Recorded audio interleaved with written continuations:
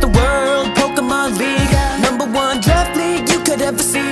Getting stronger, yeah, I'm building up my own team. Gotta be the champion, the one you can't defeat. It's the World Pokemon League, #1 draft league you could ever see. Getting stronger, yeah, I'm building up my own team. Gotta be the champion, the one you gotta beat. Oh my god, Jay, oh my god, What? oh my god, What's happening? Jay, oh my god. What is this? Where are we? Where are the Oscars? Where are the Oscars? That performance was great. Yes. Beautiful. No, I am actually really excited right now because we kind of pulled the trigger on something that we've wanted to do for a bit now. We've been talking about this for a while. Honestly, I think everybody needs to hear everything we have to say all the time. So we didn't want to just keep all of our thoughts to ourselves. Everybody else needs to hear it too. Well, I don't have a psychiatrist, so I'm going to use this podcast. That's fair. No, this is great. So I guess we'll just kind of say what we are. Everybody knows me because they've heard too much of me already. Fair. Who are you? Yeah, my name is also Jason Part 2. I'm the coach of the Cascade Illusions. So. But here's the thing. Did you know though? Did you know that you have to legally change your name? No. Because we can't have the same name, because then we would have to make a podcast named Jason and Jason. It's like it was meant to be. I think we have to do it. Jason and Jason with Jasons. Jasons, yes. Yes, this is a really long intro, but that's cool. Future Jason could just fix that. Right, buddy? Yeah, get on that. Cool. He said cool. So yeah, we are bringing everybody, whoever chooses to listen to this. First of all, we're sorry. Second of all, find better use of your time. And third of all, we want to bring you guys a little bit more information about what's going on in the league. We're not big. We don't think we're big, but I just think it's a fun little thing because we can kind of recap what's going on in the league. It is going to be WPL based. Yes. And it took us 4 seasons to pull the trigger on this, and here we are. It only took me 3 seasons.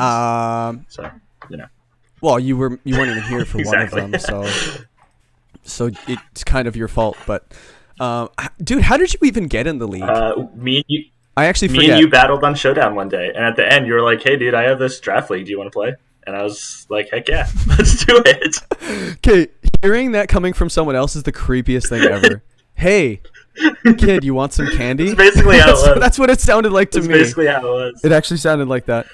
And it's funny because I did draw in some minors by doing that same pitch as well. So yes, they got less candy, but anyway. No, so on a more serious note, we think that it'd be really neat to kind of bring like a recap of the weeks, the matches, the standings, kind of like Sports Center and all that stuff, but very much not Sports Center. We are very much. We're just as good as Sports Center. We're exactly Sports Center, but we're just not gonna say we are for copyright reasons and stuff like that. I'd call us Pokemon Center, but that could be confusing as well. But let's So I guess you know who we are. Well, I'm Jay Jingles, coach of the what's my team name this season? Toronto 6. Wow. Toronto 6 is my 3rd team name in 3 seasons. Maybe I should cut that out. No, all the logos, all the names are really cool, and this was actually inspired by Space City, who just went ahead and made me a Canadian logo, and it was really cool. Shout out to Space. Very shout cool. out to Space. Making some sick Shout logos. out to Space City, PC, meme-based god, Yes. with whatever he does, never change. Yeah, so what just happened? There's not a whole lot to talk about season 4 other than the rest of this podcast, but we're gonna try to drag it out for however long we feel like doing this for. Draft day, season 4 is upon us, and I guess we could have done a podcast before the draft and just kind of said what we thought. But I did enough videos. Yeah. Well, also, I mean, not do it alone. And we were also participating in the draft, so it's a little hard to talk about strategies that you're not planning on using. Yeah. Hey, everybody, here's everything I want to pick. All right, let's go. Oh, I got sniped again. What the hell? That's the Ant-Man motto right there. Man. Oh, I got sniped. Dang it. Okay, if I heard that one more time from him, I might have found another coach for his team. I should just post to, hey, future Jason, post all of the DMs from Ant-Man for the entire draft, and I think that would be just fine. Actually, a lot of people, like, I don't know if anybody noticed, but during the draft, I was actually messaging quite a few people, not even just about the picks and stuff like that, but like, hey, that's cool, and what about this, and trying to keep things going smoothly. So I decided to go pro today with this podcast. No, but so the draft. Jay, are you happy with your draft? Yeah, I'm pretty happy. I was having some writer's block, if you will, at the beginning. I was having a hard time coming up with some strategies, but no, I think what I got, I'm happy with it. I can do some fun things with it. That's the biggest thing that I like about Draft League, is being able to get a team that you can run something a little bit different every week, and I think I can do that. I think that's my favorite part. I think just going traditional is just kind of boring. Yeah. Like, if you ask me, like, like Comfey Moltres. I mean that, but also having that as an option too. Because there's some weeks that you're just not going to find that cool that cool strategy. It's like, hey, I'm just going to have to try to go out and beat him with my top versus his top, and we'll see how it goes. But Well, let's look at last season as an example. Like, sometimes most of the predictable stuff doesn't get you there, doesn't get you to the playoffs. Like for example, like Yveltal Comfey last season. Everybody thought that was going to be ridiculously amazing, and it's funny because he didn't even use it. Yeah. Like, and he made the playoffs. He made the second round of the playoffs, beat a very, very good player in the first round without it. Everybody was really afraid of that draft because he got a really, really strong combo, and it did. And Great Marsh, he got Colossal with Barraskewda. Very, very scary strat, and I think that's not what got him there. What got him there was the versatility of his team and all the different options. So I think, in my opinion, based on what I've seen in the first 4 seasons from everybody, not so much myself, but versatility and options. Not one mode will win over the course of a season. Oh yeah, for sure. If you're ready for it, you can't. It's like those open tournament teams. Well, and I mean, looking at Lex again, look at his season 2 team. He had the Reggie Gigas coughing combo, and yes, he that did. combo struggled because everybody was waiting for it. And I think he learned from that and said, "Hey, I have this Comfey Yveltal combo, but I don't have to use it. Just the fact that it's there, like." We talked all the time about, one of the things I planned on using was Soak and Teleon with Zekrom last season. But it never came up. But I know whenever I talked to people, they were always ready for it. They were afraid of it. And so they had to prep against it. And so being able to have those really good combos, but to have a lot of other options on the back end it's huge. Coming from a champ, boys and girls. Come from a champion himself. Take notes. Don't listen to me. We balance each other out. Like, my wife is an introvert, I'm an extrovert, so we balance each other out. So this podcast is going to do great with someone who's really good, with someone who's really bad. I think this. We've just got the recipe for success. So how's my draft? Thanks for asking. I love the segue. Hey, beautiful setup. My draft, honestly, man. I got everything I wanted for Draftmas, but when it comes down to the one thing that I didn't get, I'm learning to be okay with it.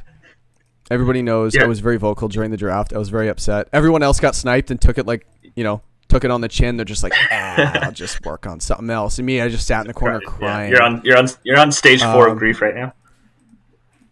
There are levels of being sniped, and a lot of people handle it better than I do. So, no, but Mimikyu is going to be great. If anybody wasn't paying attention or doesn't know, I wanted Gothitelle round 4. I actually wanted it round 3, but Evil Jason tapped me on the shoulder and said, get Primarina. And I did, and next thing you know, literally 3 picks later, it was chosen, and I cried inside, and I'm still crying on the outside. Yeah, but other than that, I got everything I wanted. Actually, Mega Lucario, holy crap! That's insane. That became more and more of a reality as I thought about the first round and stuff like that. Like, Steela was the plan. Yep. I figured a flying type to go with my Steel Core and things like that, because I was planning on getting a couple of Steel types, including maybe Duraludon was an option. But yeah, when I just kind of went, wait a second, if Lucario is available, how do I pass on that? Yeah, you can't just. And I should be asking the same thing as everybody else. How did you pass on Lucario? Thank you, everybody. Yeah, I mean, I think that became a reality, like you said. It was like a week before the draft, and it was like, hey, we're starting to hear rumors of, and people are starting to kind of figure out who they're picking. And at that point, Except one guy. yeah, who will remain nameless. Yeah, we all know who it is. No, but like it came more and more clear. It was like, wait, nobody's even talking about Mega Lucario, right? Nobody's talking about it. Yeah, yeah. And it's funny because everybody was talking about how great it was when our Mega video came out on the top tier Megas. It was clearly a top tier. Everybody was saying, yeah, this thing is actually lower than it should be on your list. And it was like, yeah, I guess so. And then, yeah, it's just 145 attack and 140 special attack with 112 speed, which is actually awesome because a lot of the Megas are 110 base speed. So it just has that little extra couple of points just to outspeed what it needs to make not exist anymore after the turn's over. Yes. Yeah, but I'm pretty happy. I got a couple of shenanigans up my sleeve with this team. I'm planning on making a couple moves before the season starts, which the deadline's on Wednesday. Actually, when this comes out, it might be past the deadline. So this podcast is basically just going to be about even though you future people know what was picked and everything, we don't currently. Yeah. So we're just going to go with that. So our drafts are in the books. I hope everybody's happy with theirs. There's a lot of good teams out there. What? Honestly, there are tons of good teams. We'll get into those and kind of what we have. But what surprises did we run into? Like I noticed a couple of them almost immediately during the draft. Like Jay, what kind of stood out to you? Like what? Well, I guess why don't we just start with what wasn't picked? Yeah. Like how would we start there? Yeah. So just I kind of got, there was definitely some Pokemon that I was looking at even, and I noticed after the draft I was like, wow, I could have grabbed that at some point. I think one of them that stuck out to me just because it was on a couple of my draft ideas was Mega Aerodactyl. Wait, it wasn't picked? I do not believe it was picked. You can fact check me on that one, but I do not think anybody went out and grabbed Mega Aerodactyl. It's still available, everybody, for week 2, by the way, because no one will know until after the deadline's passed. But dude, honestly, everybody who's listening, Jay was telling me he wanted this Pokemon literally before anything else in the draft when we were doing draft prep. He mentioned Mega Aerodactyl would be really, really good. I'm like, yeah, it would, and then it just kind of evolved, and everybody knows how draft prep goes. But yeah, that's definitely a surprise. Everybody was talking about it more than Lucario, which is surprising. Yeah, I mean, one of the biggest reasons I think I ended up not going Mega Aerodactyl was because I didn't want to pay the premium for it, and apparently there was no premium for it. I could have got it in round 12. To you it was worth so much. Yeah. Yeah, to everybody else it was worthless. No, just a couple other megas real quick that I thought are still out there. That's crazy. Is Charizard X. I know the not as good Charizard, but the fact that it didn't go at all. And then Tyranitar is the other one. I mean, I know I looked at Tyranitar a little bit, and I ended up on deciding that I really liked regular Tyranitar, not so much Mega Tyranitar, but just in this format where there's going to be so much weather, just the fact that Mega Tyranitar didn't get taken at all is pretty crazy to me, actually. I thought it was going to be picking. Oh God. I'll edit that out. No, I was actually surprised that both of them weren't chosen almost first round. Both of them. But I agree with that one, but not so much the Charizard X pick. Just not because it's bad. But just because, like, it's kind of like a piece to a team, like, a physical attacker, it's got a lot of damage output.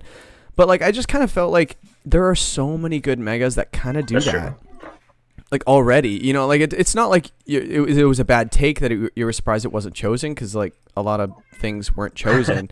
No, but it's just, like, again, with the Charizard Y Shadow, it's kind of easy to overlook things, and I think this season Mega Lucario was overlooked, and so was Mega Aerodactyl from all these other shiny toys next to it. Right. So I agree with that. Did you have one more? I just a couple of the ones. Those were the Megas. Charizard. The fact that Charizard wasn't taken at all in the S tier. Oh, we're doing a tier thing. Folks, better go to the bathroom or pause it. We're going to be here a while. No, a couple more just quick. I mean, just Charizard, Torkoal, and Ninetales are also out there. I was really surprised Charizard didn't the get fact picked, that, I mean, actually. you didn't need Mega Charizard Y. I think Charizard itself is really strong. Um, The Gmax Charizard is what the Mega is going to be missing this season. Right. The residual damage is so good, right? And its coverage gets ground, it gets rock. I think it gets ancient power. I think it does. I believe that as well.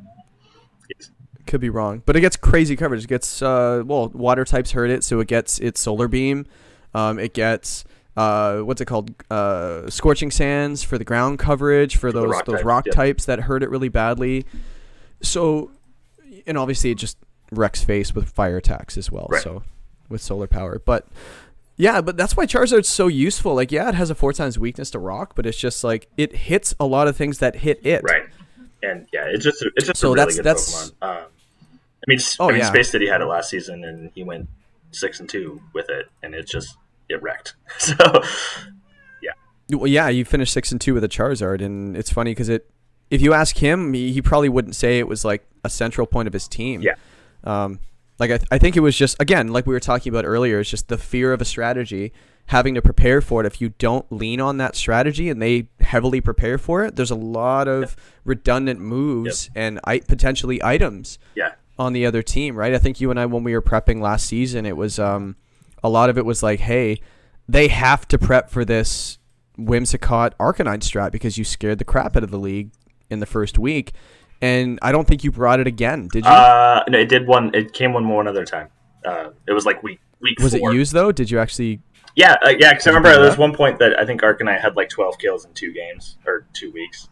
I think it was like week 4 or something like that. I want to say it was against Ant-Man, but I could be wrong on that. I also brought it that week as well. Yeah, that's right. Because he had Tangrowth, I think, and safety goggles. Was huge. That's another thing. Safety goggles as well. Talking about redundant items and moves if you're preparing for something and they don't bring it, or not so much bring it, but lean on the strat, right? Like that's one move, that one item that's a hard bring, unless you're facing like an Amoonguss or a Venusaur or something like that. It's kind of an easy bring, but yeah, like if there's some stuff that has Rage Powder and stuff, it's like, okay, how badly do I want to take a gamble on this item? And I would say just the last 2, just real quick, that have always done well in this league, and so I was surprised to see them fall to nobody, was Sneasel and also Duraludon. I think both of those 2 were. Oh my God, Sneasel! I know everybody. I've heard everybody talk about Sneasel at some point, and the fact that nobody ended up taking it was crazy. But, inner focus broken. Yes. That's all I have to say. A fake out user with inner focus broken. Hey. I get Snarl, Icy Wind, everything. Just look at it. Like when I started talking about your draft prep, Aerodactyl, Mega Aerodactyl was number 1. My number 1 was Sneasel. Yeah, exactly. I'm like, I could pick this first round. Yeah. Well, just because, like, what can go with Sneasel? I don't know, Regirock or Colossal. If you got your hands on either of those with weakness policy, you could have got it on a Justified Mon. Something with a weak special defense, you can Snarl in front of it. Something that is a mid-speed tier, you can Icy Wind, and on and on and on. Yeah. And not to mention a fake out user and do a decent damage chunk as well with Triple Axle. Right. Yeah, Sneasel is just an absolute beast. If anybody's looking for just versatility and needs a fake out user or something just freaking awesome, Sneasel is definitely there. It's a little expensive in the A tier. I think that's what scared people away, but didn't scare a lot of people away on some other picks we bumped up for. Right, that's true. Like Togepi in the C tier. Togepi hasn't not been picked. Yeah, that's crazy. It's not something you would think of. It's going to be S tier next season. It's going to be S tier. Yeah. And someone won't pick it. Vitor will. He friggin' loves that little egg. But moving on. I was just going to say that that's there's some Pokemon that weren't picked. On the flip side, though, we definitely had a lot of Pokemon that were picked much earlier than we thought, or sometimes even just a little bit later as well. I know you had some of those. Dude, I had to pick up my jaw a few times during the draft, and I think some other people did it for a couple of my picks as well. Like one of the, obviously the first one that we found that we were all just like, huh? And then we just kind of like made sense of it as the draft went on. It's like, I think I explained the 2 picks kind of as it went on. Like I think we were like round 1, I was just like, huh? Then round like 5, it was just like, okay, yeah, I guess so. Then round 6, it was just like, yeah, draft something to stop that. Yeah, I mean, Like, the end of the now. draft is definitely like your time to just fill in the pieces, and you're trying to set up combos and stuff. But yeah, there's definitely some pieces early on that you're just like, I don't know where this one's going. Oh, I guess I didn't explain which pick I was talking about. Colossal Dragonite. Yeah. Be Rich, Florida for Alligators, ended up being the 16th overall pick, which gave him the first pick the following round, and so on through the draft. So he had back-to-back picks, which is actually really sought after. But unfortunately, you're not the first to the pool, really, in really any pool. So he grabbed Colossal Dragonite, and it was just like, why wouldn't you grab Sneasel? Why wouldn't you grab like a Dragapult? Obviously, Dragapult was gone, but why wouldn't you grab like Urshifu Water, or, like typical meta stuff? But Dragonite actually probably meets a lot of other roles that he wanted to fill, and that's the cool thing about Draft League is, I'm not going to give away too much it can do just in case other people don't know, but just check out Dragonite, what it can do, and Colossal just wrecks face as well, right, with that Steam Engine ability. Oh my god, I spoiled his strategy. Well, I think even on top of that, like No, having something with like a Dragonite next to it, like you can run Aqua Jet on Dragonite in preparation of proccing Colossals. But if they bring, if they bring something to counter that, then you just, the three other moves on Dragonite can be, all of a sudden you bring Earthquake, Dragon Claw, and Dual Wing Beat, and then you max Dragonite, and you're like, whoa, like that. You can have a different strategy for game 1 and 2, like completely different strategy, even within the same week. And I think that opens up, like we said earlier, like that versatility, not just in prep, but even mid match, being able to make that change. coming from a champ. Hey, I had Dragonite season 2, and he was probably one of the best mons on that team that I had. So I like Dragonite. Or she. You can have a female Dragonite. That's fair. Dre. It's 50-50 chance on Showdown, but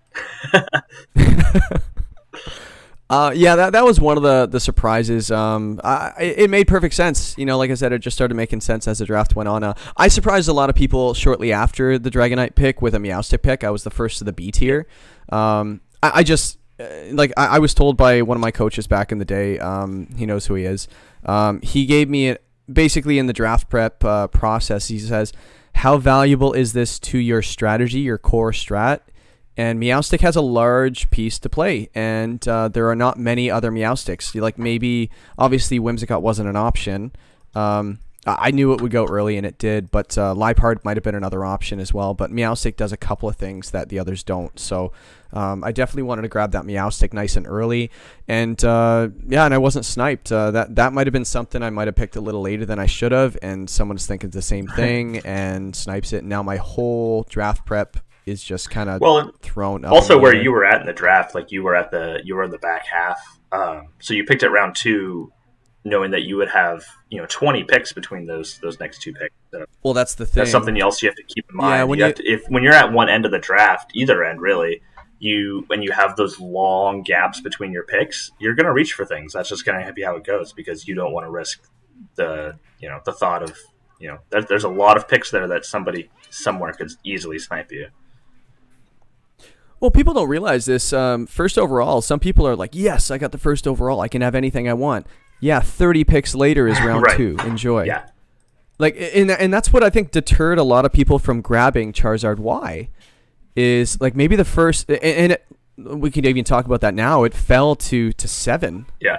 I think that was, I don't even have that on my list here to talk about of surprises. The fact that went 7, it was passed by 6 other players, and hey, I think it was late enough that he could grab Charizard's best friend in Venusaur without anybody really thinking about it. So, I think he pulled a fast one on most of the teams in the league. So, because a lot of people are like, hey, if I grab Charizard Y round 1, pick 1, there's no way 30 picks later Venusaur is available. Yeah, somebody's... Same thing with 2, 3, 4, 5, -2, -2, -2. That's how many picks are in between. And it's just like, and I guess Seattle was just like, okay, 7th. Same thing as Lucario. It's just like, how do I not pick this thing here? So yeah, that's that was one, probably the biggest surprise I didn't put down. I won't get into too many more, but I think the what takes the cake easily, hands down, no questions asked, is Glalie round 4. I've never even seen a Glalie. Yeah, you always know when Jay, because Jay, especially the first half of the draft, he's like, "Oh, that's a good pick. Oh yeah, that's a really good one. Oh, that's," and then you hear him go, "Hey," and then Glalie comes are along. You I'm sure? like, Are you sure about that? Yeah, talking about conversations I had with people, I was just like, "Am I reading this correctly? Are you okay? I understand. Yes, stop yelling. Stop yelling. Turn your caps lock off. No, but Glalie, he said apparently I heard he's got some fun things to do with it, and I'm looking to see all of them. I am playing him this season at some point, so hopefully he reveals them before he gets to me. But unless it does a bunch of things, then it's going to be in the meta in season 11. So there you go. We'll see how that goes.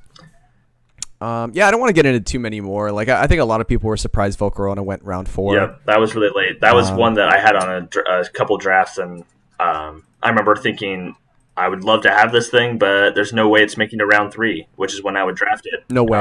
And then in hindsight, I probably could have left it on some of those boards because who would have thought it would have fallen to round 4?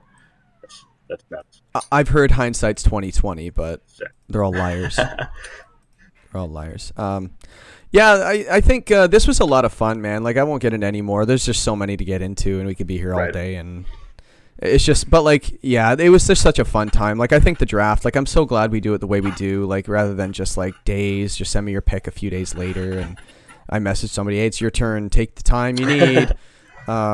No, you're making a day out of it. You just grab a couple drinks next to you, some chips, whatever it is, and just relax, have some fun, and everybody seemed to have a good time. I was doing the hosting. How did it sound in the general chat? Like I wasn't following it too much, but everybody seemed like they were having a good time. Yeah, that's what it seemed like. There wasn't a lot of people like talking in the the voice chat, but general definitely had a lot of action. I wasn't following it too crazy closely either, but it was definitely. I heard the little notification a lot of times throughout the draft, so that's good to hear.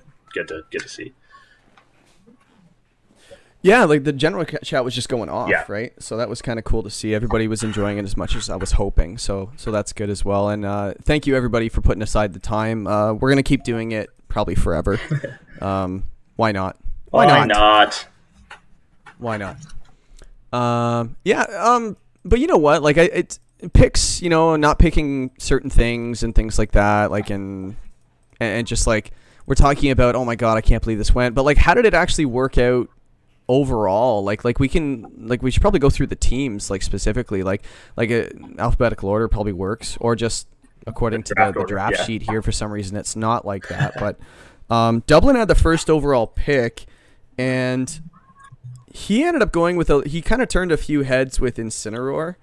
I talked to a few other people about it after, and they said they were actually really happy that he got that. Not so much for their draft, but like it is so Incineroar is just awesome. Like it's in the meta everywhere on every single team, but there's a reason. Yeah. I mean, Wolfie has his whole ban Incineroar thing. It's because it's a pain. It's always at the top of the list. Anytime it's allowed, it's being used. Just because it does so many things and it does them well. Well, yeah, like anything with Intimidate, Parting Shot is Fake out. And Fake Out. Not Fake to out, mention, Will-O-Wisp, cycle, and then suddenly you bring an attacking one with Flare Blitz and Darkest Lariat and catch somebody off guard. I mean. Well, and on the special side too, it's no pushover either with Heat Wave and things like that, and Dark Pulse. Yeah. Like it's. I was 80 special attack isn't. I was crazy, definitely surprised to see it as the time. first overall, but again, I mean, Lex wasn't going to have another pick for 30 picks, and if he really wanted to build a team around Incineroar, that's when you got to take it. I don't blame him for that. Oh yeah, if he didn't grab that first round and he wanted it, we wouldn't be talking about it as one of the surprises. It would have been picked shortly after. Yep. Which is right exactly where it should have been. So hey, if you want it, if it's your favorite, grab it, and because someone else will. So I don't think he overpaid for it at all because hey, like You're not going to get it after that. So same thing with the most other things. But yeah, overall, I think his team has a bunch of different modes. Like I think he's got tailwind options. He's got some fast. He's got a really good slow mode. Good slow mode. And then Klefki, I mean, he just has a really a pain. Like his team's gonna be a pain to deal with. Just P2, Klefki, Hatterene, like and Mudsdale. Mudsdale is a very, very, I would say underrated Pokemon. It's hard to kill. Yeah, I'd say so. With the existence of AV, with the stamina ability, with own tempo, with with what's it called? You let that thing go in. Yeah, it's just get going and good luck. Yeah, don't let it get going. I think that's my strategy. I'm not looking forward to facing it week 2. I'm really not. I think I face Lex every season, and it's always just a pain. He's a good dude. He's but his teams are a pain for me to deal with, and he causes me a lot of grief. So. Yep. So yeah. But we don't want to spend too much time on each team. But let's we'll move on just so we can have people home for whatever they're doing next. But Florida for Alligators. What was your take on him? We already dipped into the Colossal Dragonite strat as well. He has one glaring weakness on his team that I'll get into after. But I just kind of want to see like what exactly you think of the team that he put together. Yeah, I mean, I think Mega Kangaskhan obviously really, really well. I'm sure. Oh yeah, he got. Yeah. I think Liepard is another really, really good Pokemon. I know I was looking at it on several things. He's got good terrain support, which in a meta that I think this season's gonna be dominated by Weathers is I think gonna be really nice. I think Pincurchin, Lowland Raichu is gonna be really, really great synergy there. And then Thwackey obviously is discount Rillaboom. Yeah, I think he has a lot of options. He can go a lot of different ways, and you never know what he could bring something different every week, which I think is really, really clutch. Well, it's the key to a good draft team, I think. Like one thing, like you mentioned the Pincurchin Raichu. I would compare Pincurchin Raichu to the commonly used Venucold strat. The reason Venusaur Torkold is so good isn't so much the sleep powder and the fast Venusaur. It's the fact that you have the fast Venusaur and the slow Torkold. Yeah. So like if he leads this thing, Pincurchin Raichu, he set Trick Room, go for it. He's got a 15 base speed Pincurchin that can really hurt you. And not to mention, he's got a few different strats. I don't want to give away too much. Like clearly, the worst thing on his team is Gothitelle. Like there's no question there. No, it's not even good. It doesn't have any good abilities. Doesn't have any good moves. Doesn't do anything. It's just horrendous. But Mimikyu's so better. But we're not even going to get into that thing. I don't know. He might offer me a trade or something. I'm just going to shoot him down. So it's just horrible. It's just horrible. It's just it's the worst Pokemon ever. Texas Landsharks. First of all, nice logo by the way. One of the best, if not the best, arguably. He didn't draft his. He didn't. What's it called? He didn't draft his mascot. But I think we have to redo the draft over again. No, but he did. I think Mega Alakazam is one that I didn't expect to go as early as it did. But that thing's a beast. That thing's a monster. It's going to be scary. Obviously, getting Lele to pair with it. That was the nice thing with Alakazam is that really, getting that Psychic Train set up, he could have, if either of the Indidis or Lele fell, he had a pretty good chance of getting somebody who could support his Alakazam. And he did. Oh, for sure. Yeah, I think it's just a great idea. Like when he told me about it, I was just like, oh, I wasn't expecting that. And the more I thought about it, I was just like, oh, yeah. Because the key to a good first, like I might do a video in the future about like how to draft in certain draft positions, kind of seeing what has had success and things like that, and advantages and disadvantages of being in certain areas. And one of them is obviously not getting a pick for quite a while. So making sure your first pick has a partner that is like a role of a partner that is filled by many different things. So it increases the chances of you getting, like I think I mentioned in one of my other videos, is like, hey, if you want to run Rain, awesome, run Rain. You better grab a Rain setter. There's only 2. Yeah. Drizzle users, obviously you might have to go Prankster and things like that. But yeah, like it's same. So he just went smart. He's just like, I don't want to grab Indeedee. I'm gonna grab Alakazam because there's only one of it. Well, actually, there's 2, but one Mega Alakazam. No, I thought it was a really good idea. And then, funny story about people don't know this. Let's talk about the Kartana pick. There's nothing funny about Kartana. That thing is just an absolute monster. Very fast, very strong, whatever. It's a great pick. So actually surprised it went third, to be honest, because it was so good in the last two seasons.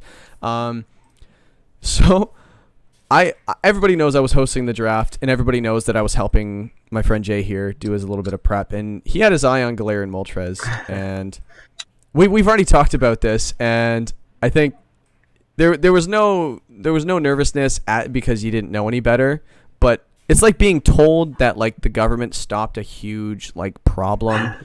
And it never happened because they were like behind the scenes. We were really close from like a nuclear bomb, and they just took care of it. You didn't even know about it. Well, a nuclear bomb almost went on on my draft strategy. Cascade's team on his entire draft strategy with Galarian Moltres. Sauce actually doesn't know this. Sauce sent me a pick, and it was Galarian Moltres round 3, which is exactly when Cascade Illusions wanted to pick it. And my heart skipped a beat. I'm like, oh no.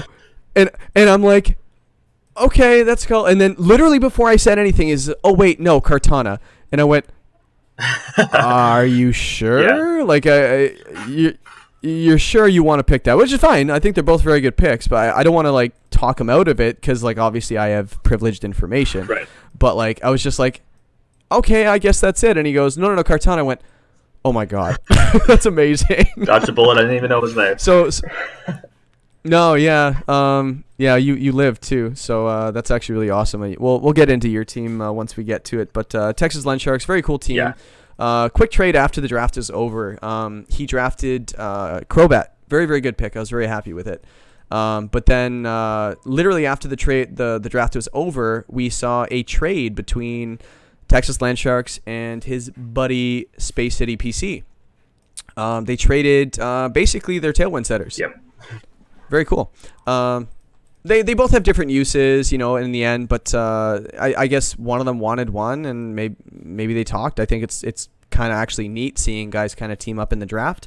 There's advantages and disadvantages if they did that, which is, I encourage it. I think it's really cool.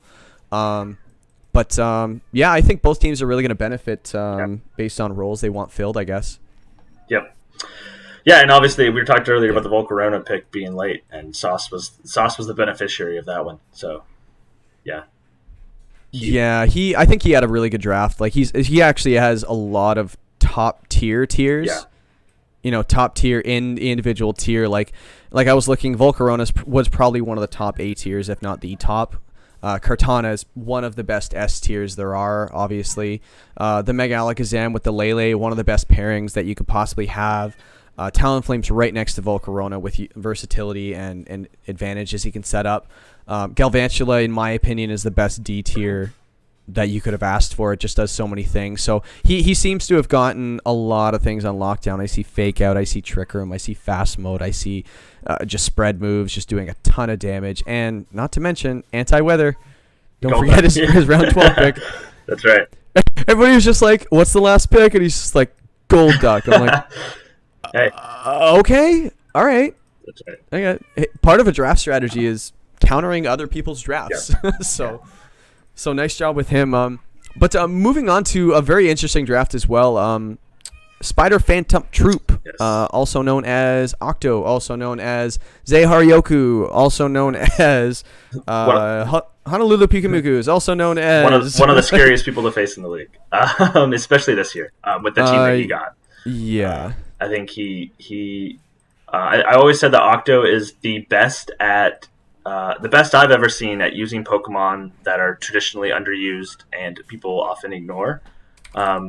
And this season he still has some of that, but he also has some insane. I mean, Cinderace was like the best Pokemon in the meta when they first started. When Sword and Shield first came out. Togekiss, obviously, another one that's always been in the meta. So I mean, there's just some. Who let him pick Togekiss? Right. That's my question. Yeah. And Cinderace, like those are two Pokemon. I think you have no idea what it's gonna be. Like you look at Pokemon based on their typing. Okay, what's this type? Cinderace doesn't really have a type. It's got everything, and you could like And Octo is definitely a player that can use that to his advantage and change his type throughout the game to just mess with you and to always keep you on the defense and always on your back foot. It's such a Well, it's a good thing I rigged the schedule so I don't have to face him this season. Yeah, I think I got it week 6, and I'm not looking forward to it. Well, like I said, at least you get to face him a little later, so you can kind of see what the team does. I think week 1 is the most interesting week of the season because nobody really like. You can look at a team and just be like, "Oh, this is what it does," and this and that. But there's always that one thing you might have missed that they drafted it for. And I think a lot of people have hidden strategies and synergies they draft on purpose, and they're hidden. You know, like some of them are like I said. I said earlier, like, "Oh my God, it gets beat up justified." What the. I had no idea, you know, but then there's some things like, ooh, brutal swing, activating policy on Indeedee female. Yeah. Ooh, okay. And it just wrecks things, right? Yeah. And that's another great thing about Draft League is because we see strategies that are just a lot of fun. You kind of got to prepare for anything. And if they out shenanigan you, then you get out shenanigan and get handed a loss. Right. Yeah. So Octo's team, yeah. I don't even want to know what he's going to do with Oranguru. I don't even want to know what he can do with Lurantis. Zoroark, don't even get me started. Like he essentially pulled a fast one on us and drafted a Dragapult, like, what? It was 10th round? Pretty good. Because, it was actually really cool. I'm so happy Octo's around because he just makes the league a lot more fun with a lot of different things. But let's get into Space City. Actually, one of the more impressive drafts I saw. Pick 1-2. There weren't a lot of much better pick 1-2s than this one. What do you think, Jay? Yeah, Finny Metagross is scary. I mean, I know you mentioned it during the draft, but one of the best ways to shut down a Metagross is to burn it. Because, you know, hitting it super effectively, it's going to live and probably hold that weakness policy and hit you, you know, way harder back. Finny with the Misty Surge protecting Metagross from the burns, or, you know, sleeps for that matter. You know, any status condition just makes Metagross that much scarier. Metagross has always been a monster in this league. And I think always will be. Yeah. Yeah, and I think Space is going to do well with it. And not to mention, I mean, he got my boy Umbreon in there. Umbreon.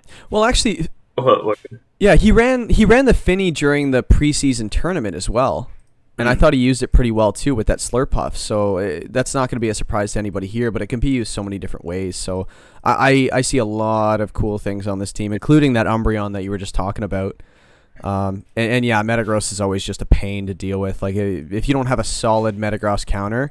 Yeah, and I mean, what is a Metagross counter? There isn't many of them out there, so there's not a whole lot of bad matchups for Metagross. Exactly. Let's just say that, and eliminating a Will-O-Wisp is definitely one of the counters, and Space drafted a counter to that already before he even goes in his matchup. So good on him. I see redirection. I see fake out. I see. Actually, a couple fake outs. I see fast. I don't see it too much of a slow mode though. So that's one thing. I don't know if he's going to kind of take a stab at adding some. But hey, sometimes if your fast mode is, hey, here's my best, try to beat it. Yeah. Well, I mean, especially when part of your fast, you know, quote unquote fast mode is Metagross. Like Metagross isn't really a fast mode or slow mode. It's good. Like you said, Trick Room on me. Okay, me in any room. Okay, now you're going first. Oh. Big whoop. Like Metagross is used to going second in fast modes. Like Metagross doesn't need to go first to be good. So it's like a cocky fighter. It's just like pick a room, any room. I'll beat you anywhere. Yeah. It's the classic. I'm not stuck in here with you. You're stuck in here with me. You're stuck in here with me. Yes. Oh my God. Shout out The Watchmen. If you haven't seen that scene, it's hilarious. But that's enough about Space City. Nice job on the logos, by the way. Thank you very much. You do so much for us. So shout out there again. Shadow, the Distortion Zone. I couldn't have been happier with his draft. Yeah. I actually couldn't have. Like we were kind of talking a little bit about what he wanted to go with. And obviously I would endorse Whimsicott until the cows came home because I had it before. It was used almost every single week. Solid Trick Room setter. Not as good as Kafei. Well, you know what? They're both pretty. You know, we one of them's better than the other, and we both know which one That's right. it is. So we'll just leave it at that. And the wrong person's name is Jason, and we both know who that one is either. So yeah, I see a lot of different modes on this team. I see fast. He has probably one of the best fast modes in the draft, actually. Yes. Average speed of 92.2. Yeah, he doesn't really have that just across that slow mode really much at all. I mean, Sandslash can operate in slow. Obviously, Trampa's pretty good in slow mode, but that's about it. He does have a solid way of stopping it, though. Like, that Orbeetle is quite frail on the weakness side. It does have the defenses to kind of back it up. But yeah, that thing is kind of hard to stop from imprisoning you. Yeah.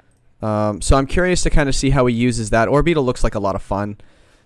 So I actually kind of noticed it when we were doing a little bit of prep, and I'm like, what do you think of this? If you get sniped on what you want for a Trick Room setter or an anti-Trick Room setter, what do you think of this? And he's like, I might not, And then it looks like he pulled the trigger on that one. Yeah. But solid team from him. His fast mode is very scary. Well, and Whimsicott, I mean, we've talked before, like Whimsicott, whether or not it's good at setting Trick Room, it's good in Trick Room. I mean, Prankster Mons, especially something like Whimsicott, is like, oh, you set Trick Room, well, guess what? I'm still going to charm you before anything else happens. I'm still going to use Figures before you're stuck happens. In here with me. Kind of thing, yeah. But yeah, a solid team overall. I'm excited to see him use it throughout the year. Oh yeah, in Shadow, I think it can only go up from here, right? Like, I think he's getting better every game. You could just kind of tell. Like, the first season he took over a team, he got a win, which was really cool. It's hard to win with somebody else's team. Ask anyone who's took over a team or taken over a team. Kev's was one last season. Shadow was 2 seasons ago, and things like that. It's really hard to take someone else's team and do well with it. Ask anybody that uses rental codes. Yeah, it's. If you made it, everything it can do, but there are certain things that a team that you build, about that can do things. Next, I want to go on a Seattle Sigilifts. I already touched a little bit on how horrible this league is, in a sense that we allowed this person to get his hands on Charizard, Venusaur. Just talk about it, Jay. I can't even. No, I mean, Charizard, Venusaur is probably the staple. I know when I was watching a few of the Colossal Cup games, I saw a lot of that. I mean, just Venusaur in the sun is a monster. I mean, Mega Charizard Y with 159 special attack in the sun, like I don't care if you resist it. Let me stop you there. I actually am very bothered by this. Why did we let him get this? Everybody, why did we let them get this?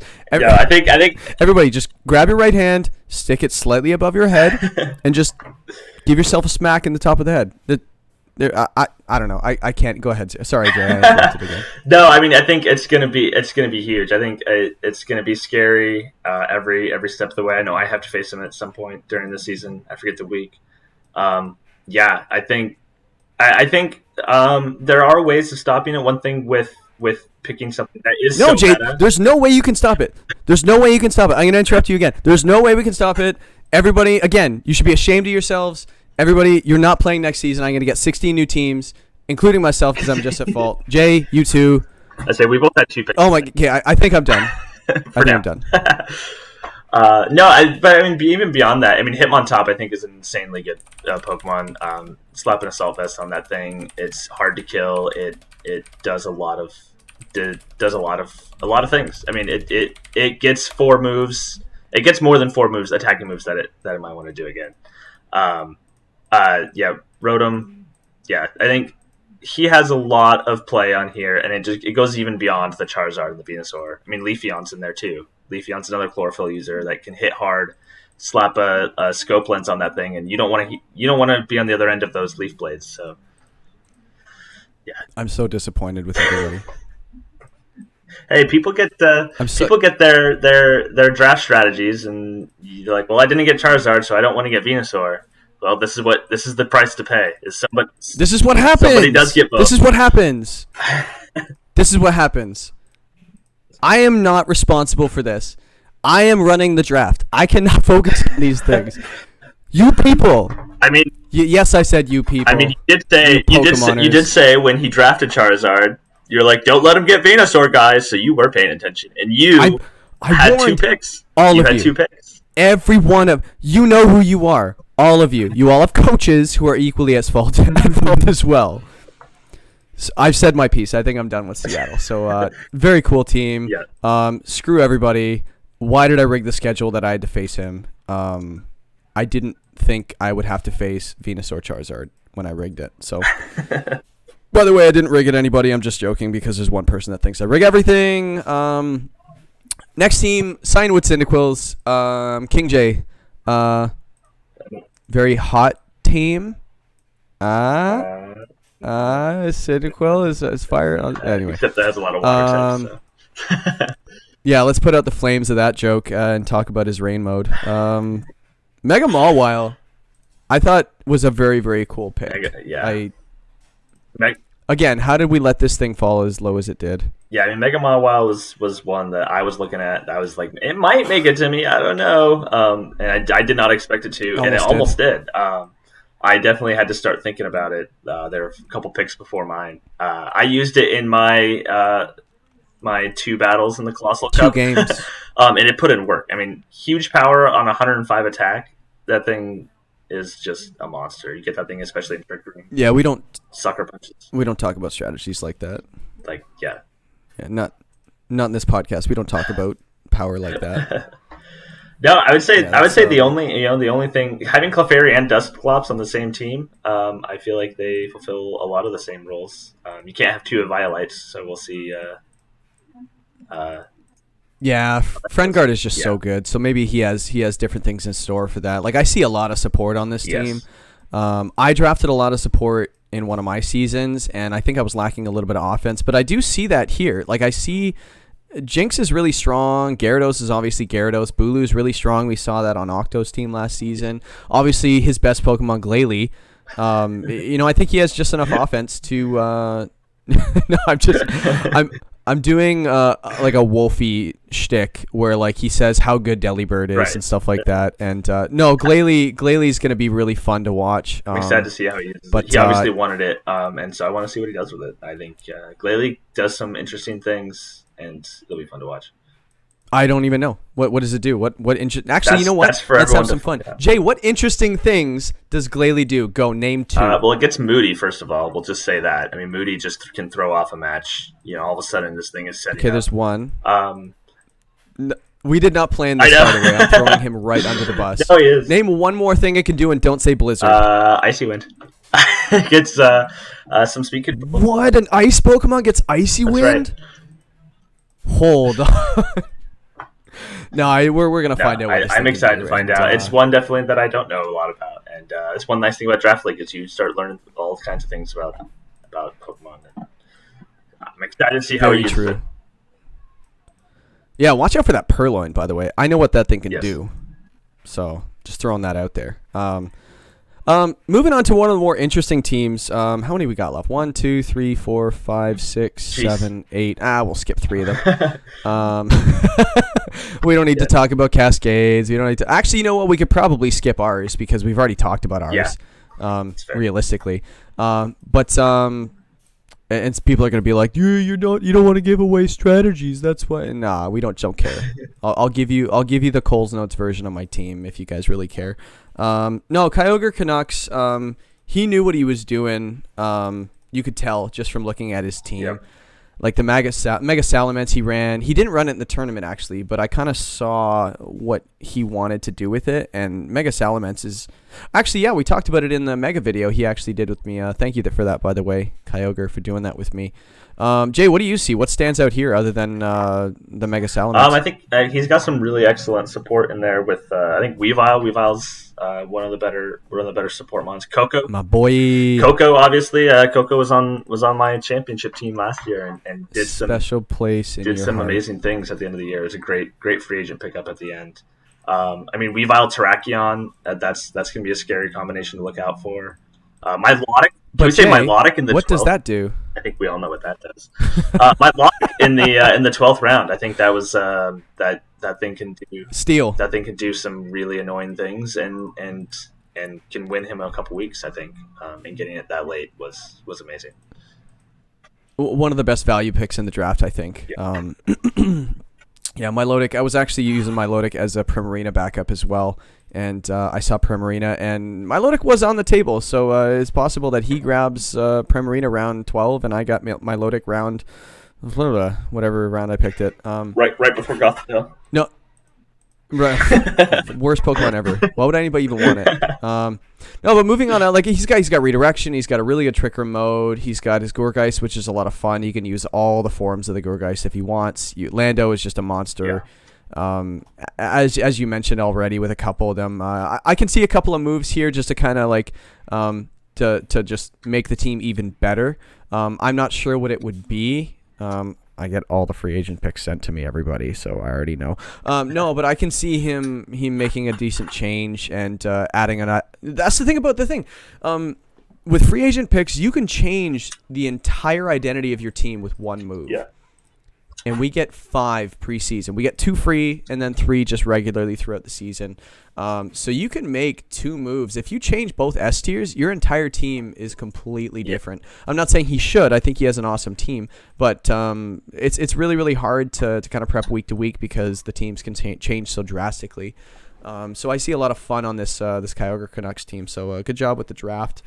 We'll skip Cascade just because we've already talked about his team. Obviously, it's just horrible, so we won't even get into it. Kev's my week 1 opponent. Another terrible team. He has no chance week 1. Yeah, he's just like Mega Metagross, just terrible. Landorus T. Oh, I actually said that Kyogre had Lando T. It's Lando I. Ooh. Yes. I should edit that out and skip all this, but I won't. No, Lando T is just horrible. Intimidates the worst ability in the game. Yeah. Sableye Prankster is just horrible. It gets fake out. You know, like no good moves. Persian wasn't even the MVP last season. Tailwind's horrible. I know a couple things on his team get it. Coaching it's just horrible. His team is just top to bottom worst team. Yeah. What do you think, Jay?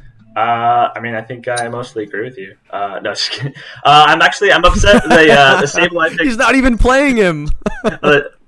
Actually, I'm not sure if I played. I think Kev's. I think you are playing him. I think I play him late in the season, so I'll be able to figure out all the strategies before then. So that's nice. Podcast number 7 yes. or 8, whenever that. I think it's podcast number 7. We'll say how bad his team is. No, Sableye and Persian are 2 of the most annoying Pokemon to face. Sableye is. I was definitely looking at Sableye as well. I was probably going to get him. I think the round after he went there. I didn't expect him to fall, but he was falling. I think that Sableye pick is going to be huge. I mean, Mega Metagross just does so much damage. We talked about. I think it falls into a little bit of the same category that Mega T-Tar does. That I think I prefer regular T-Tar, but you can't argue with Mega Metagross that now it does get that 110 speed. Yes. And now it is fast. Not to mention, it hits so hard and has pretty good defenses. It's just an all-around scary Pokemon to face. Yeah, I think.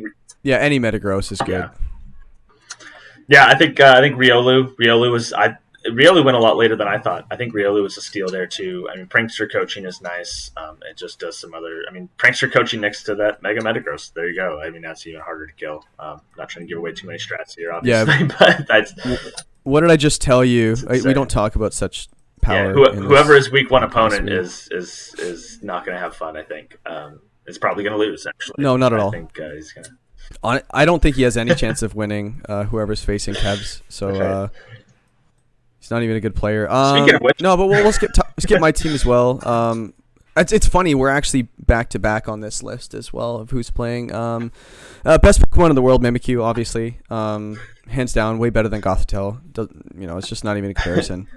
It doesn't even get Snarl. Wait, what? Yeah. No, like what was the one thing? It doesn't even get. Well, what was that one move that we always said was like the best move ever? I think it was like Snarl. Yeah. It doesn't get Yawn. Oh, Yawn. Yeah, it doesn't get Yawn. Mimikyu's terrible. Yeah, neither does Gothitelle, but Mimikyu's still way better. No, there's just a lot of things. I'm probably going to make a couple of moves as well, so don't expect to see the exact same team. I think I can make either upgrades some places and also I might change up the team, just kind of its identity a little bit too, because I kind of see a couple of weaknesses, even though this is exactly what I wanted, other than the something that I had to replace with Mimikyu, whatever. Yeah. Didn't even want what I really originally wanted. It was just terrible. But going over to Great Marsh, Great Marsh has always been a great team since the beginning of the league. He's been there, and he's just been so good. He's always been a hard battle. I beat him season 1. He beat me season 2. I'm actually not facing him season 4.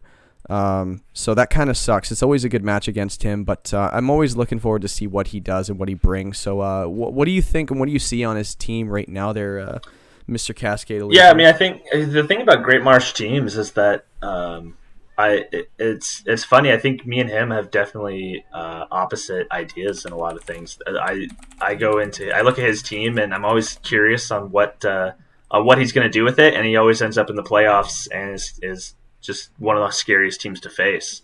I mean, Gigalith Statland obviously is going to be huge. I really like Statland. I think it's a steal in the C tier. It just does. I mean, intimidate. It's discount Arcanine, I think. And going from S to C tier is a big discount. I mean, I think it gets all the coverage moves, 110 attack. You can make it fast with Gigalith. You can make it intimidate, and let it be more support. Yeah, gets Yawn. It does, and it gets the best move in the game, Yawn. So clearly, gets Yawn. I'm gonna do a whole video on Yawn.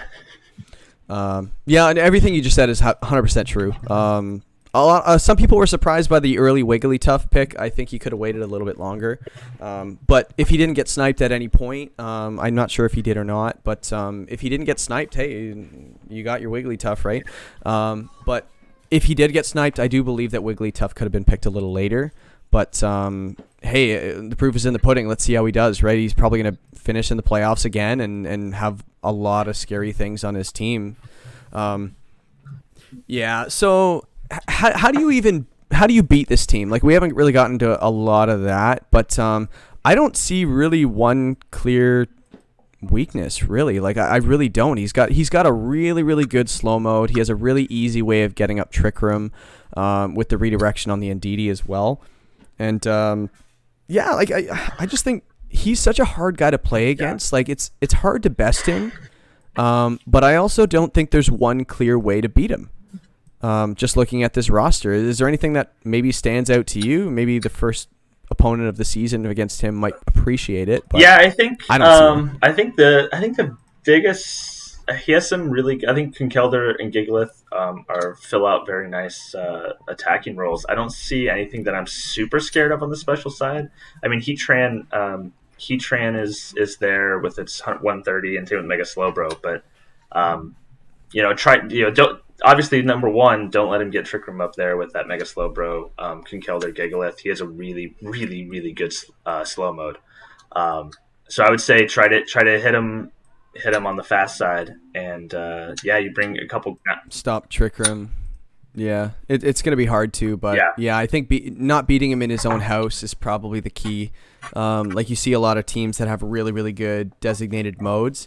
I like having both modes, but at the same time, if you have a really, really good single mode, it is, again, here's my best, try to beat me, right? And I think there might be some Mega Slowbro I think is so good too as a Trick Room setter, just because he can taunt. I mean, he's immune to taunt before he megas, and if you plan for that and you just bring something, bring some firepower, and he's like, oh, I don't need to be in my normal mode. Yeah. Let me mega, and now I have 180 base defense.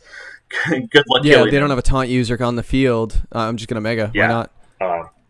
And again, even if you did have a prankster taunt user or whatever, he's got Indeedee. Right. There goes your prankster. Oh, I'll fake it out. There goes the Indeedee. Yeah. So it's like, it seems like he has a lot of really good ways of setting up Trick Room. So So yeah, and hidden gem. I think Hawlucha is going to be a big impact on his team as well. I can see that. There's a couple different ways he can kind of go about it. New member to the league, Los Angeles Linoons. Yeah. Solid dude. I got to know him a little bit. Just I think messaged on Reddit saying, hey, if anybody's looking for it. It was actually funny. It was more just like, I don't know, here's the league. I don't care if you join or not. To everybody. I was just like, it was a Reddit channel where it was just like, here's the league. I'm not going to beg anybody to play. If you want in, great. Yeah. And this guy's just like, yeah, let's do it. I'm like, you got experience? He's like, yeah, a bit. He's played in like 5 or 6 seasons. Nice. Yeah, he's got some experience, so I'm expecting to see some really good play. He's got actually a couple of interesting plays here, and the cool thing about having somebody come in from another draft league or multiple other draft leagues is seeing what other leagues are seeing as successful. Yeah. Like obviously we have some WPL standouts like Umbreon, Alolan Persian, Mamoswine's been great. Vaporeon, for example. Metagross. Just really good. Metagross. Metagross is good in Elite. No way. But again, like just seeing stuff like Quagsire, Magmortar, Toxapex, Spiritomb. We've seen some of these before, but I don't think we're going to see how he's going to use them, or I don't think we've seen how he's going to use them. Yeah, I think he has a few moves coming his way as well. I think it looks like a little bit of a mixed bag. Yeah. As of right now, but again, a mixed bag to me might be this is exactly what I wanted to somebody else, right? Yeah. And then look out, like Octo. Right. Season 1. Yeah. We were just like, what is this? And he just 7-1's the league. Like, yeah. Yeah, I think this team, I don't see a ton of synergy, but I see a lot of good Pokemon. I mean, yes. I just see, and I'm sure there's synergy that I just don't see. I mean, I've only been doing draft leagues for 2 years, so Scav is an amazing Pokemon for Trick Room, whether or not you're planning on setting it up or not. And I'm really excited about Magmortar. I think Magmortar is a sneaky pick in there that I think that could surprise a lot of people. I think it gets really good coverage. The 125 special attack is just really good. Dude, I'm looking forward to Quagsire. Forget Magmortar. Quagsire making its WPL debut this season if he doesn't drop it. No, Quagsire, it's only got one weakness, first of all, just like the other water grounds. Yeah. But I think Quagsire with Unaware, I think it gets Unaware, right? Yes. I think it can't really bulk up in front of it, and its defenses are actually not bad either. So I'm curious to see how he's going to use it. The speed tier is really nice with the speed at 35. And the 95, 85, 65 defense is like you could AV this thing if you really wanted to, or you just come in and just be annoying, like we saw with Wooper. Yep. This is like Wooper Senior, so everything we saw with Wooper we could see with Quagsire. So we'll see how it goes. Yeah, so I'm just welcome to the league, Los Angeles Linoons. I think it's going to be a lot of fun, and hopefully you're enjoying yourself as well while you're here. My favorite team in the draft. Is actually Ant-Man's team, Svilavori Kalkos. We took a while to find out what he was going to pick in his first round. In the end, I just stopped caring. I'm like, whatever, you do you, bud. But the Dragapult, I do think he landed on the right move. I think so. Second overall, like when he picked it, I was just hoping it wasn't going to go something, I don't know, that I wanted. Well, that's the problem, right? It's just like if you don't know what he's going to pick, it's kind of hard to plan out your draft. But I don't think anybody was surprised with the Dragapult pick. What do you think? No, I think Dragapult's one of the best. It just, it goes back to, both of our concepts of versatility.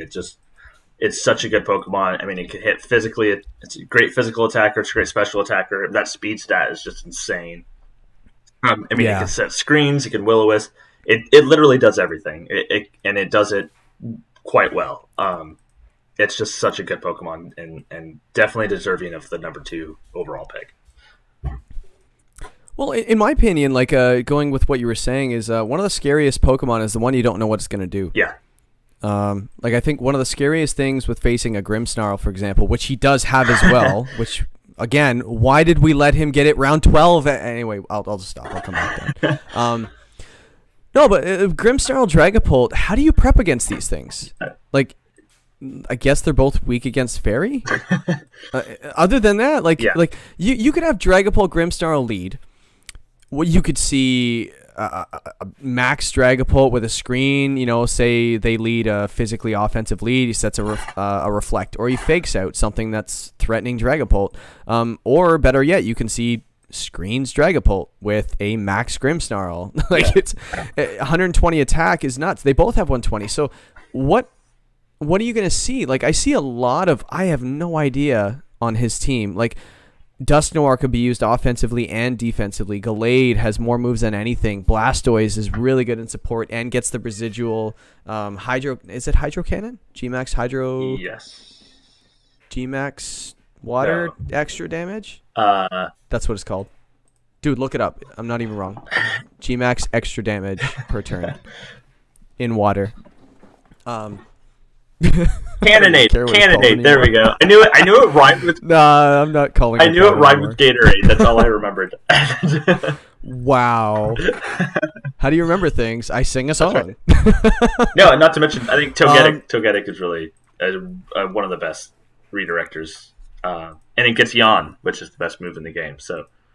It should be an S tier. The thing about Togetic is you at least know what it is, but it's very good at what it does. There's not much that do better than what it does.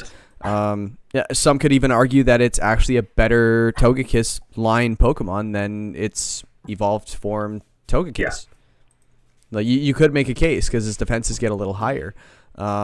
But that's Togekiss is another thing. You have no idea what it's going to do. Is it going to support, or is it just going to kill you?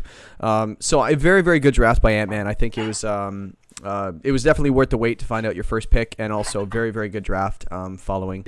Yeah. So good on you. My pick for my favorite team of the draft, and who knows, it might even get better. Yeah. Now your week one opponent, just horrible team. Yeah, he's not really. I lucked out getting this. The worst team I've ever seen. Well, him and Kevs are tied for last. That's right. Not because we're facing them. That's week for one. Next week's podcast. Well, next it's when we get closer to the matchup, it's just gonna get worse.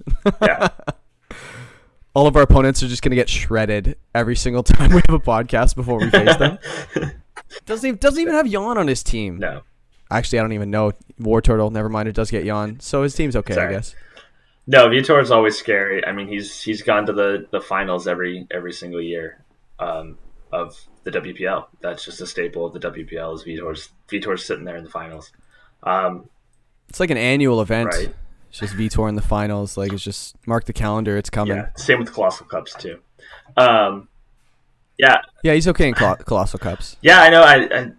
The Tyranitar first overall pick is crazy. I know me and Kyogre were actually talking about how we were both looking at Tyranitar this year because nobody had drafted it, really, except I think Seattle took it season 2. And that was an auto pick. It wasn't even like he was there at that part. So nobody's purposefully drafted Tyranitar ever, and then this time it goes in the 8th. Goes 8th with first round. 3 or 4 people looking at it. I mean, T-Tar Excadrill. Yeah. T-Tar Excadrill is just always scary. I don't care what you have. You don't know who's gonna max. You don't know. Is it Sand Rush? Is it Sand Force? It's scary. It's something you always have to look out for. I think Galarian Zapdos also fits this team really well. Amoonguss is scary. Mm-hmm. I mean, it's a scary team on top of a very scary person running the team. Vitor is already good enough. Yeah. New rule: good players can't have good teams. Right. But I mean, obviously, I have a bone to pick with him. That Azumarill pick. Vitor, you always snipe me every time. There's always one. I always get sniped once, and it's always Vitor. And it's always the most impactful move too. Yeah. Azumarill was a big part of your team as well. I think when we were doing prep, it was just we need a solid water type. There weren't a lot of them. It's I guess the only one that really fits the team is Azumarill, yeah. And I'm well, you better get it early, and he got it earlier. Actually, wait, why didn't you pick it earlier? I was actually debating picking it that 6th round, right before Vitor, and I ended up going Rhyperior instead, and was hoping Azumarill would make it back. So I would definitely want to say that he. I was risking it. I'm not surprised it got sniped, but the fact that it was Vitor just added extra, the extra little stab. Only losers get sniped, and Gothitel's terrible. Two separate thoughts. Yeah. Yeah, just horrible. Hey, I told you about my favorite roster. What's yours? I actually usually care what you have to say. You jumped the gun a bit there. I thought we were gonna wait till the end. No, I think no, I went rogue. I mean, my favorite roster I think is Sauce, Texas Land Sharks. I think that team is just so freaking scary. It has so much synergy on it. I think Alakazam, Lele, Volcarona, Cartana together. I mean, Volcarona is probably one of the best. We saw that last season with Heatran switching in and getting that Flash Fire boost. I believe you can do that with Volcarona. I don't think Flash. He gets. What does he get? He gets the flame body. I thought he also got Flash Fire. But either way, yeah, I think I'm actually gonna look that up right now. Keep talking. Fill in the space. Scrafty obviously is a really good. Just it's a fake out. It's a slower fake out, but it's fake out nonetheless. Intimidate, Drain Punch, just really great there. Galvantula, I know you touched on it. Jay. What? You don't even know anything about Pokemon. You don't know anything. It only gets Flame Body. Like you really need to win. See, I feel like I have to check because I don't trust that you actually even looked. You're not even good at the game. Like, what have you won lately? I don't know. No, but I mean, Volcarona falling that late. I was talking about Galvantula too. Galvantula falling that late, another big surprise. I mean, if you've seen any of my games, I always have Electro Web somewhere. Or some kind of speed control. I think you had a lot of Icy Wind the previous season as well, and Snarl and all that fun stuff. Yeah, so. I think Tentacruel is another one that can be underrated. That thing, I think people, especially of our generation, just hated Tentacruel because you saw too many of them. Oh my god, surfing was the worst. God. And you just get this bad taste in your mouth for Tentacruel, but it hits surprisingly hard. I mean, 80 base special attack isn't great, but Muddy Waters, Sludge Bombs coming off that thing, Water Poison's a great type. 120 special defense, and it's always faster than I think it is too. So that's a thing. It is way faster than we all think it is. Like it's 100 base speed. Like why? Like yeah. I don't get it. No, I think that to me is one of the best drafted teams right there. It was definitely hard to pick a best. I remember telling Ant-Man after his draft, I'm like, honestly, dude, as much as we hate each other, he's a solid dude. I just like we chirp each other a lot. If anybody doesn't know, no, but it's I was looking at Sauce's team as well, or Texas Land Sharks team as well. I think we actually spent quite a bit of time in this video talking about it. He's just got a lot of options, a lot of strong synergy, and a lot of scary Pokemon as well. And I think 2 modes with all those things are very, very scary. And don't forget Linoon. Yeah. Is clearly the scariest thing on his team, hands down. Like if he bites you, it could break the skin, dude. Like it's horrifying. No, but that's cool. Like we went through all the rosters, and we went a little longer than we wanted to, but who cares? It's our podcast. People can listen or not. Right. They can fast forward too. Listen on 1.5 speed. Yes, please. Listen on 1.5 speed, and then we'll do the next one really fast. We'll just talk really fast, so you can't go 1.5 speed. Speaking of next time. Speaking of next time, this is coming to an end. Week 1. Well, not week 1. Our first special podcast. We're gonna bring it to an end now. We've been talking way too much. Next episode, we're going to be bringing you guys, obviously, the week 1 matchups, because this is more of a preseason podcast, and so is the next one, but this is more of like a post-draft podcast, actually. Yeah. But I think we beat it to death, so I think that's enough of draft talk, don't you think? Week 1 matchups we're going to be talking about. We fortunately, we'll get into it a little bit more, but we do have a Season 3 Finals rematch of the first week of the season. I'm looking forward to seeing. It's always good when fireworks go off there. We're going to touch into people's first seasons. We got Kev's, Linoons, and also myself. I took last season off. So we're all looking to kind of get in and get our feet wet with getting back in the league. Not to mention, we'll touch on that. Not to mention moves. Yeah. We still got some, people. We have those two free moves. 2 free moves that you have to get in this week. So it'd be really interesting to see. Really interesting to see how that plays out and what kind of teams change. Like you said, it doesn't. 1 or 2 picks can change a whole team. So they absolutely can. hey, future people, tell us. Go back in time and tell us what everybody picked. So so we can know. we'll know everything. We'll touch on everything that was made. Maybe the reasons why we don't want to get into too much synergy, just in case people don't know. But yeah. So I think that's it for us. Thank you, Cascade, once again. This is, it was fun. I think I'm gonna look forward to do it every single week. I think we have lots to talk about, and hence an hour and almost an hour and a half of a podcast, I think says that. Hey, let us know down in the comments if you guys want, if you guys liked it, if there's anything you want us to talk about, maybe segments you wanted us to do, things like that. We're kind of open to whatever. I just wanted to get him in here and just talk to him about Pokemon, because maybe I'll get a little better. That's right. We figure we talk this much anyway, might as well record it and make you guys listen to it too. So honestly, we're not even getting paid. That's right. Not even getting paid. We should get paid for this. It's a fail on the leagues. Yeah. Well, I blame the league for everything, including Venus or Charizard. What? Okay. I think we need to stop this. Hit the record button. Turn them off.